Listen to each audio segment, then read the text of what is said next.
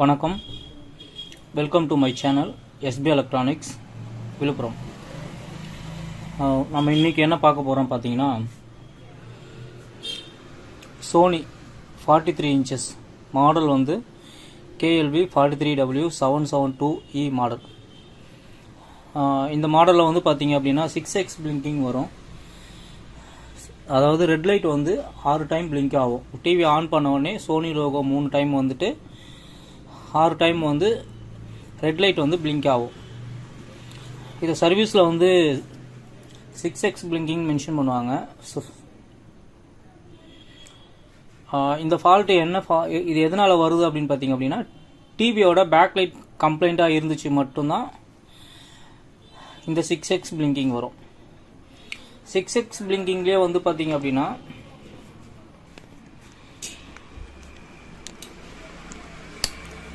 உங்களுக்கு வந்து 2 டைப்பில் உங்களுக்கு 6x பிளிங்கிங் வரும்.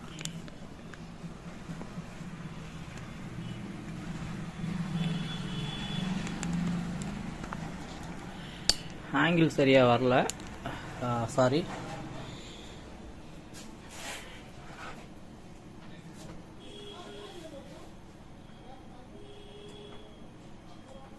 நீங்கள் டிவியை ஆன் பண்ணீங்க அப்படின்னா ஒயிட் கலர் ஹம்பர் லைட் எரியும், சோனி லோகோ வரும்.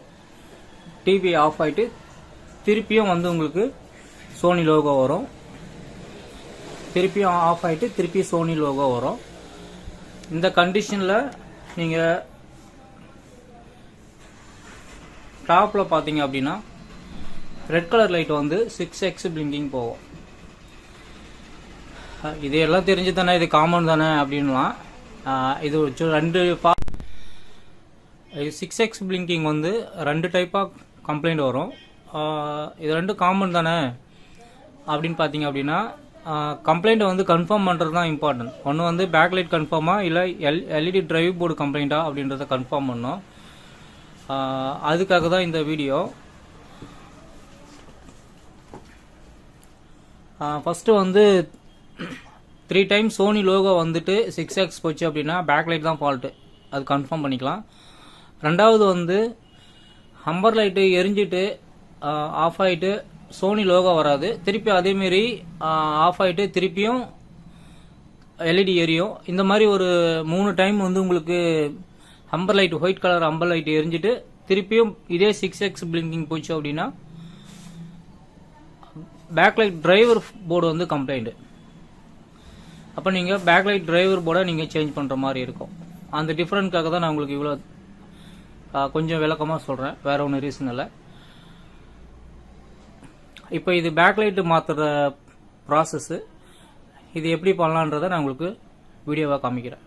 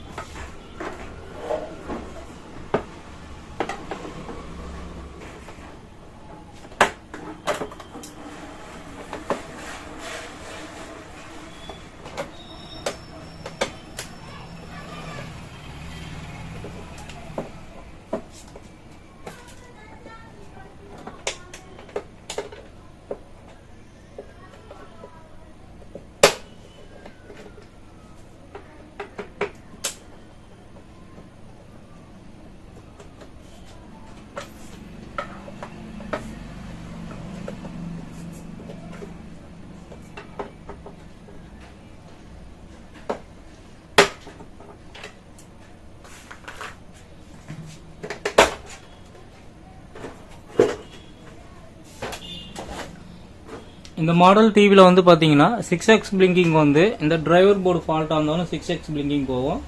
பர்டிகுலராக இந்த சோக் ஆயில் வந்து கம்ப்ளைண்ட் இருந்ததுன்னா 6x போகும். இது வந்து கீழே விழுந்துடும். அப்போ நீங்கள் இதை மட்டும் செக் பண்ணி பார்த்துட்டு நீங்கள் இந்த போர்டு மாற்றணும்னா மாற்றிக்கலாம், அப்படின்னா இந்த காயில் மட்டும் மாற்றணும்னா மாற்றிக்கலாம். 6xல இந்த டிவியில் 2 டைப்பில் கம்ப்ளைண்ட் வரும். அதனால தான் உங்களுக்கு இதை எக்ஸ்பிளைன் பண்ணுறேன்.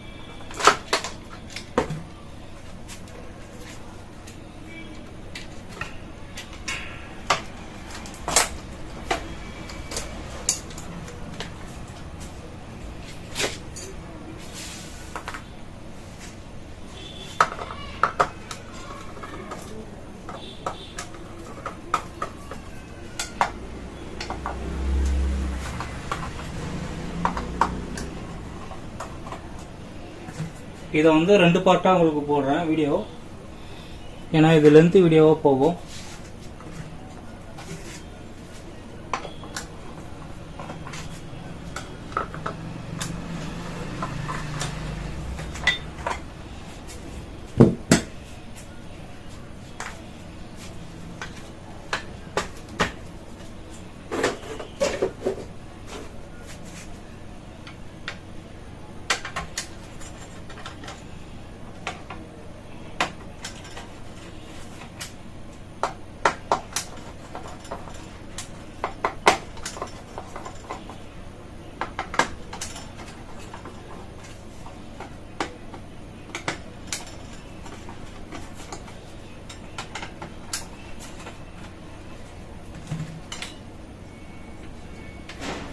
இந்த டிவி பொறுத்தளவுக்கும் இது வந்து வைஃபை போர்டு. இந்த வைஃபை போர்டை வந்து நீங்கள் இந்த வைஃபை போர்டு வந்து கனெக்ட் பண்ணிவிட்டு மெயின் போர்டோட ரிமூவ் பண்ணி விடுறது இம்பார்ட்டன்ட். ஏன்னா இது வந்து சமயத்தில் ஷார்ட் ஆகிறதுக்கான வாய்ப்பு இருக்குது. அதனால் இதை ரிமூவ் பண்ணி விட்டுருங்க. இதெல்லாம் ஒரு சின்ன சின்ன ஐடியா தான். ஏன்னா இதனால் ஃபால்ட் வர்றதுக்கான வாய்ப்பு இருக்குது. ஏன்னா எனக்கு வந்திருக்கு. இந்த வயரை பிடுங்கி விட்டுட்டு இதை பிடுங்காமல் இந்த வயரை மட்டும் பிடுங்கி விட்டேன். அப்போ என்ன ஆச்சு கேட்டிங்கன்னா இந்த இதோட ஷார்ட் ஆகி போர்டு ஃபால்ட் ஆகிடுச்சு. அப்போ வந்து புது போர்டு வாங்கி போடுற சூழ்நிலை வந்துடுச்சு. அதனால் இந்த செட்டப் பிரிக்கும் போது இந்த கனெக்டரை வந்து வைஃபை போர்டுக்கு வர கனெக்டரை வந்து எடுத்துக்கிறது கொஞ்சம் நல்லது.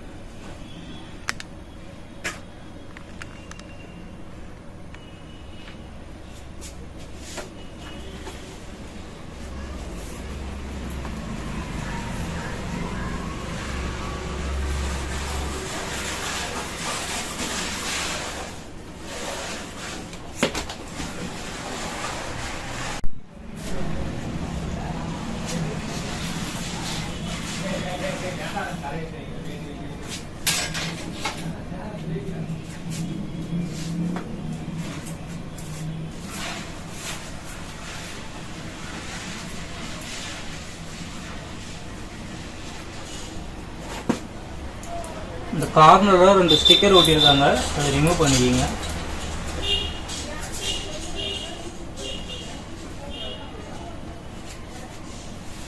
இந்த கார்னர்லையும் ஒட்டியிருக்காங்க, கீழையும் மேலேயும் ஒட்டியிருக்காங்க, அதை ரிமூவ் பண்ணிக்கிங்க.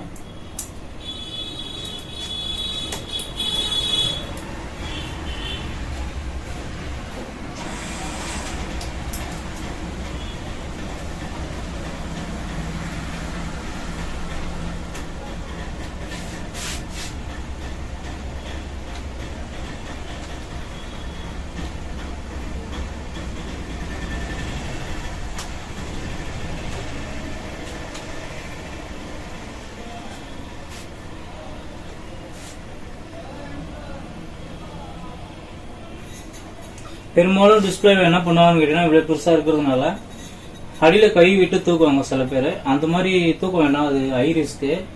அதனால டிஸ்பிளே வந்து டாப் வரைக்கும் கொண்டு வந்துட்டு அதுக்கப்புறம் அப்படியே வெர்டிகலா தூக்கி அப்படியே வச்சுட்டா போதும்.